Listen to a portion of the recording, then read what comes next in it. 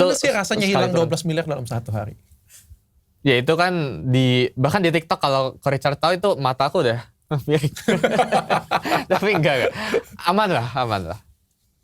Karena kripto tuh emang resikonya kayak gitu kok. Jadi Bitcoin tuh average turunnya tuh 30%.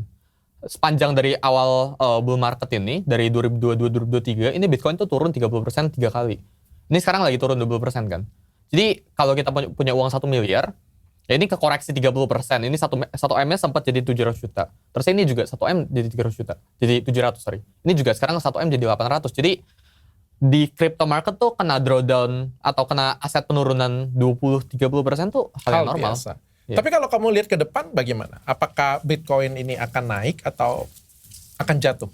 Oh, tergantung ya, time horizon namanya investasi. Jadi kalau kita pengen invest, ya kita harus lihat dari horizon kita investasinya berapa lama. Jadi kalau kita bilang 1 bulan ke depan Bitcoin naik atau kayak bagus gak beli Bitcoin sekarang? Kan orang sering tanya itu. Tergantung buat 1 bulan ke depan, buat 1 tahun ke depan, ya sama kayak bagus gak beli emas sekarang? Tergantung buat 1 bulan ke depan. Kalau 1 bulan ke depan bisa aja emas turun. Tapi kalau 10 tahun mungkin naik gitu. Jadi sangat ditentukan dari horizon of investment kita lah. Oke, aku sekarang naik yang lebih tinggi lagi ya. Semua orang tahu bahwa dunia sekarang ini sedang tidak baik-baik saja.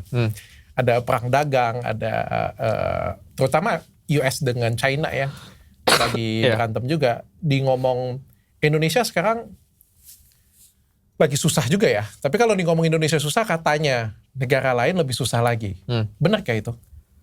Ya sekarang emang lagi kena press ya. US tariff war sama China, itu emang faktanya.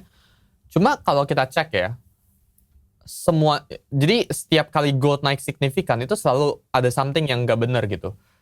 Kali ini tuh China tuh beli baik banget gold. Kita nggak tahu tujuannya China itu apa. Jadi kalau ditanya menurut aku, ya emang sekarang lagi mid ya, dan emang nggak lagi ekspansi sih. Tapi on the way buat ekspansi. Jadi kita bisa lihat ekonomi bagus atau enggak dari nama indikatornya itu ISM namanya. Jadi kita bisa lihat countries ini atau negara-negara ini lagi ekspansi atau enggak gitu. Bisnisnya itu lagi expansion atau lagi contraction. Contraction tuh lagi melemah. Expansion tuh lagi naik gitu. Kurang lebih kayak gitu.